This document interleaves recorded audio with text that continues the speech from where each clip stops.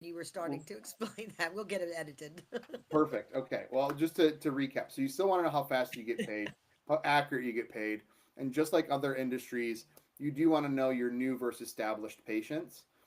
So they, any acquirer is going to be interested in how many times do you have recurring revenue or a patient that comes in. It's easier in specialties like dental or ophthalmology or optometry, I should say, where you have an annual checkup or visit, as compared to other specialties that may be more of a one-time instance or less common reoccurrence. So you do want to know how many of those are new patients versus established. And then another thing you can look at is the family infrastructure. So we call it guarantors. But how many times does mom come in, and then next thing you know, the rest of the family comes in? So these are things that if you have your data points, you can actually measure the effectiveness of bringing new patients in and growing your practice, or losing patients and churning. If you're in the SaaS world, in the IT space, or a different industry, you can monitor those types of things in healthcare. I would say it's not as common. Those are the types of things that are more advanced in terms of what you could track or how you should track it, or look at your practice. Just look at your healthcare practice the same way that you would look at other industries, and how they value those businesses. Yeah, that's I think it's all of those, like the manufacturing, it might be inventory turns, Yeah. a lot of those different types of pieces. And within like the manufacturing space, now you have all these issues with supply chain. So you're dealing with different systems of Mhm. how who's buying, how are they paying, all of those aspects that I think, and it's not near as complicated as healthcare, but depending on what it is manufacturing, they might have other regulations on transportation of those items. They might have different kind of records that they have to submit. If they're doing some kind of alternative finance, they've got different places where it's they get initial financing on the order, and then they get financing when it ships. And then the Yeah. purchase order. It's all kinds of different moving parts in there. So there's a whole lot that can be brought together when you look at, when and anybody in the industry knows that they're probably this nightmare of paperwork. Yeah. It's truckers and the things that they have to have signed off. If it's in any kind of, so it's good that the the regulations are going to be simplified for businesses in that space.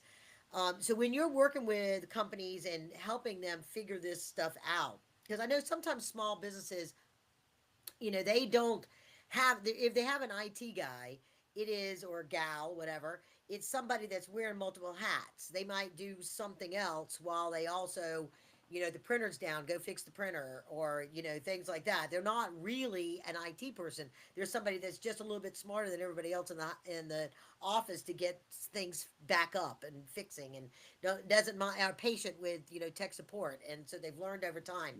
And so they might outsource somebody that is not on call, comes and schedules an appointment unless it's really critical. So what is it that you bring into them?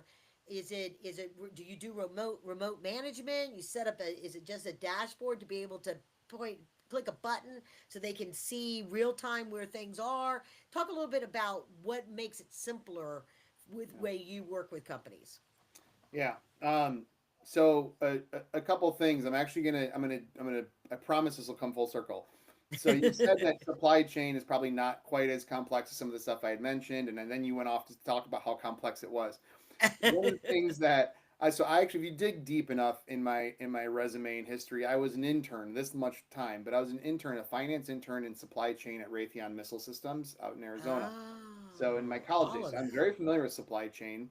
And in that internship, I had to do a complete analysis over whether something should be completely, they call it kitting, where they actually take the nuts, bolts, and screws and partially assemble them. Should they kit internally, or should they outsource the kitting process? And so we had this cost benefit analysis of supplier managed inventory. And I will tell you, it was incredibly complex. So now fast forward all that to say, one of the things that I do today, and why are we effective in the healthcare industry? And if you want to ride the wave of manufacturing, be really specific in that niche. Get a mile deep into that niche. That's what I've found to be beneficial. And so whether it's supply chain or otherwise, just become the expert in supply chain. Um, personal passion of mine is to look across industries and look at that business in general. I absolutely love like business, the concept of business. I listen to PE podcasts. I listen to small entrepreneurship things as well all the time. But healthcare is my personal niche, even though I have a generalist understanding. Get that in supply chain or whatever it is. That's the first thing that you want to do. Why is that so important? Because now at Parable Associates, my firm, we're building a culture where we actually can take data from common platforms that practices use. So your medical record software, your practice management, your billing, your electronic claim remittance, your HRIS. So like your your Paychex or ADP, these platforms that are out there, your Net Promoter Score from platforms like Bird Eye or otherwise. We can take all of this data that you use within your practice or should be using within your practice, and we can pull it together into one common repository. Once we have it in there, that's where we really serve as an augmented data team.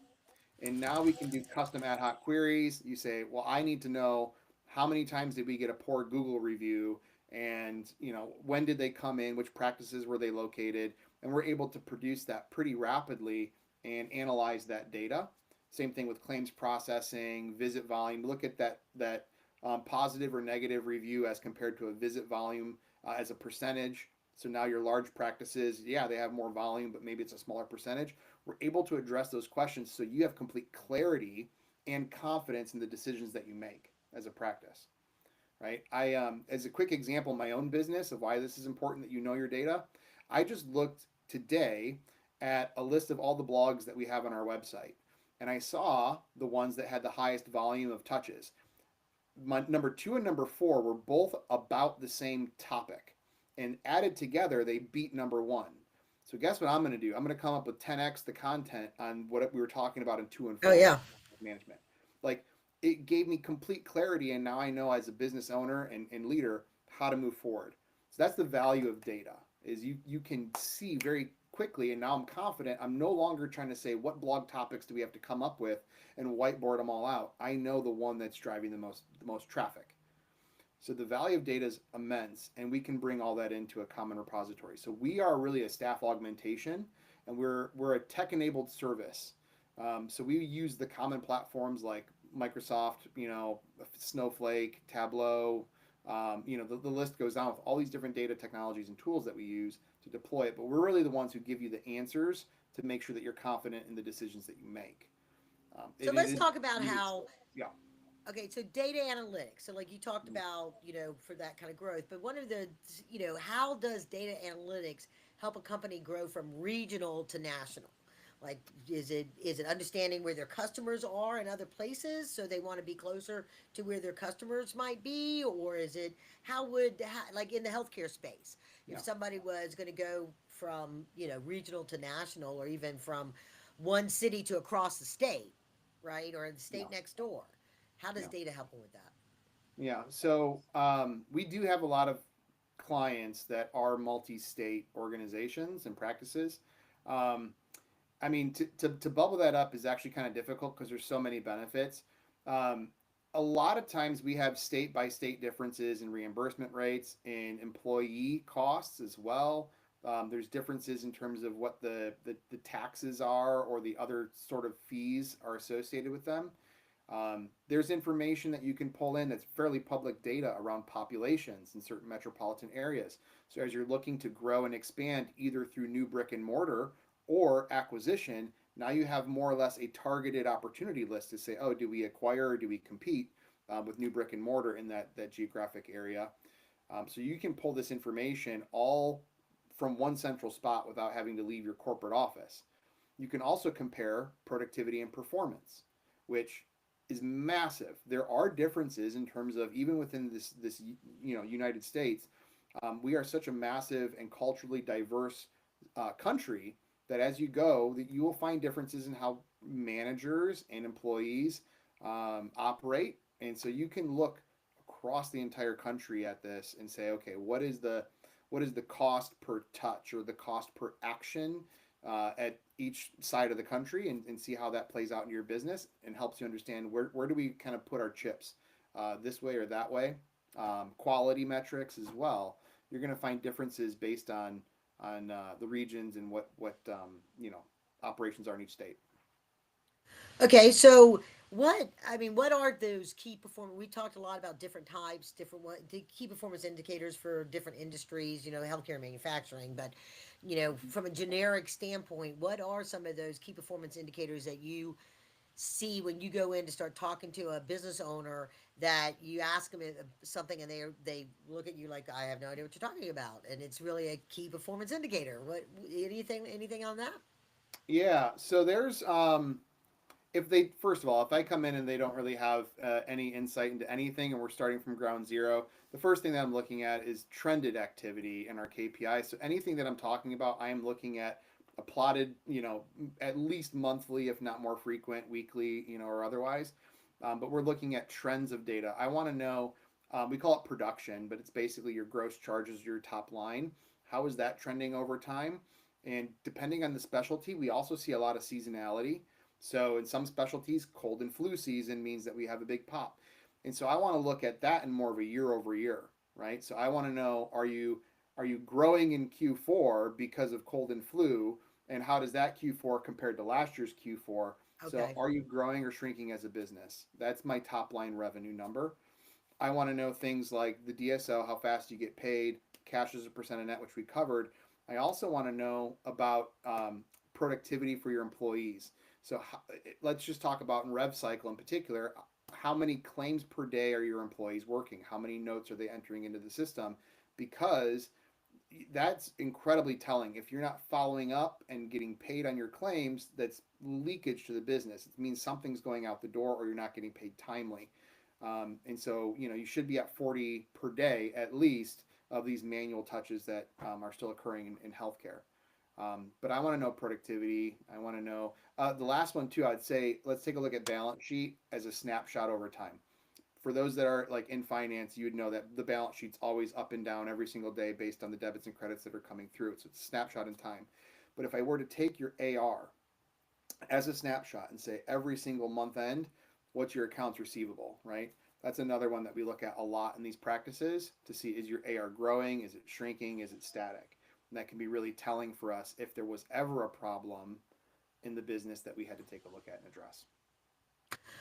Okay, so I've got another couple of questions. I want to, because that segues into a really good one that I think it really hits it up. Because, the whole purpose of the Compassionate Capitalist Show is to help business owners and their investors understand how a company scales to exit, right? And then, as we said, exiting to a private equity firm is often one of the most likely places that they're going, or a hedge fund kind of a thing versus a strategic buyer. So, but I want everybody to know your website, because I'm sure you've got these blogs. You've got some great articles on there about how to automate processes and, what are the key things for operational types of efficiencies. So you go to parableassociates.com. That's PARABLE associates.com. So go there to check out Jason and, connect up with him and check out the, and what's your number? What is that number 2 and number 4 blog that maybe they're gonna like? Oh, maybe I should go look at that too, since everybody else, they know more than me. They're looking for it also.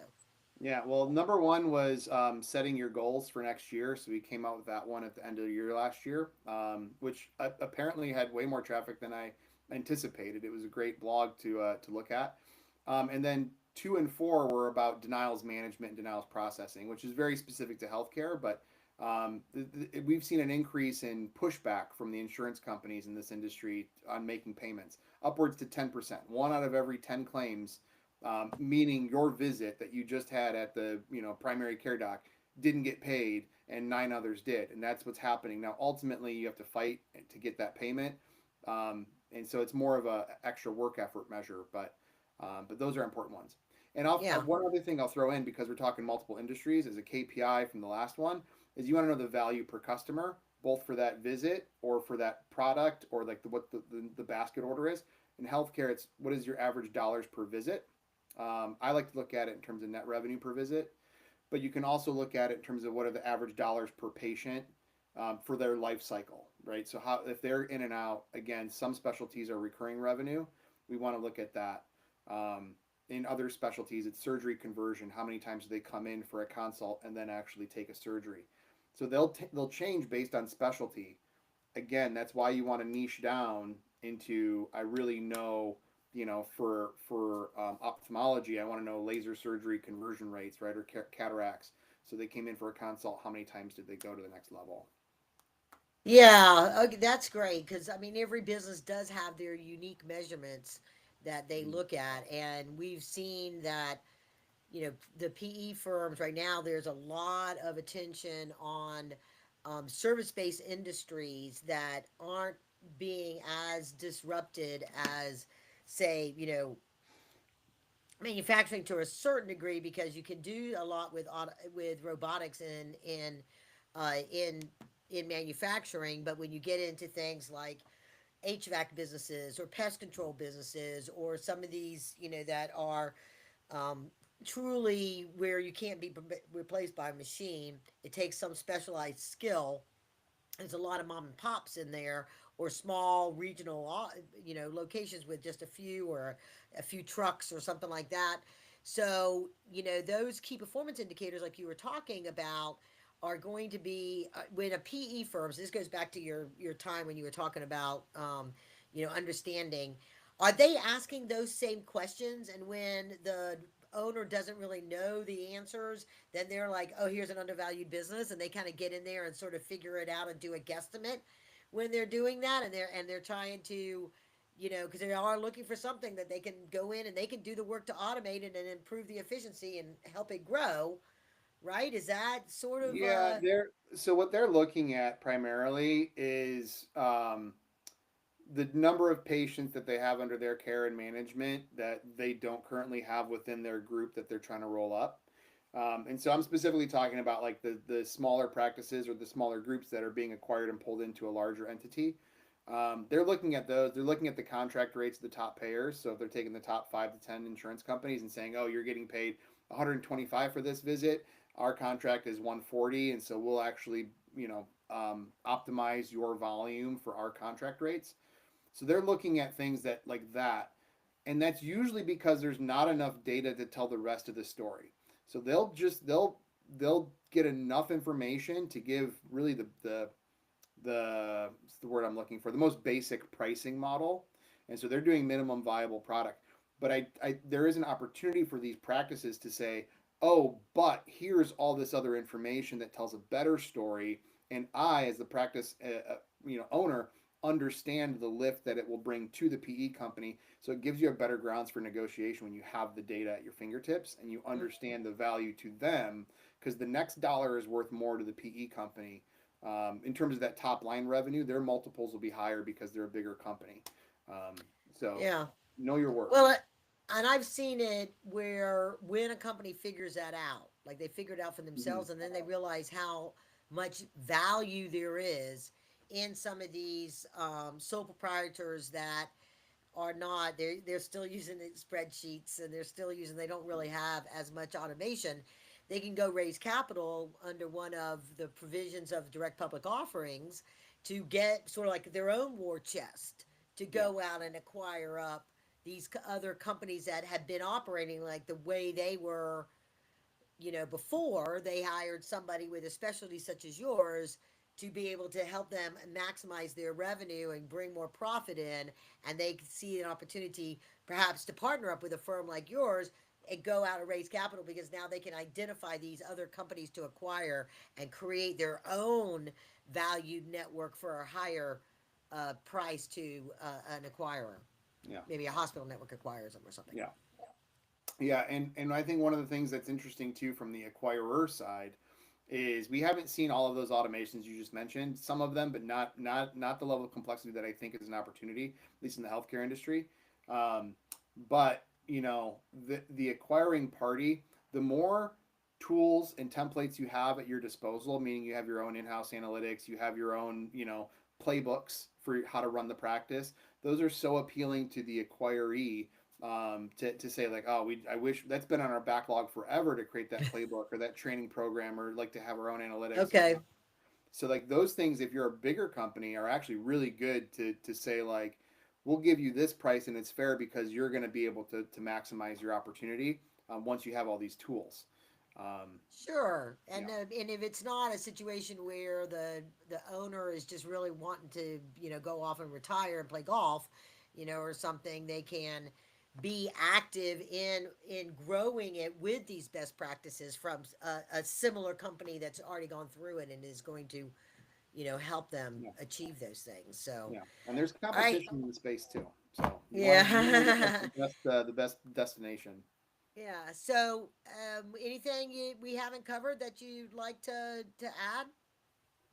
Not from my side. I think this was really helpful. Hopefully, it was to the audience in terms of that. Trying to triangulate healthcare with other industries a little bit and what the opportunity is and the value of driving data. But no, it was a great opportunity. I appreciate it, Karen. Okay, very good. And for those that went through the first glitch into the second glitch, this is part two. Everybody out there on the audio world, you'll hear it all in one show. So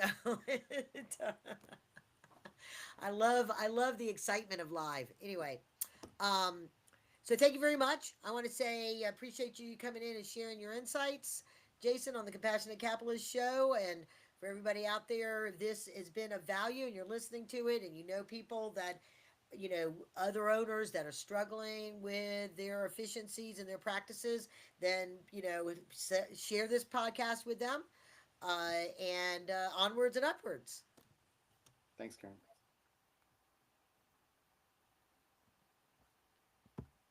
Yeah, it might pick up on that.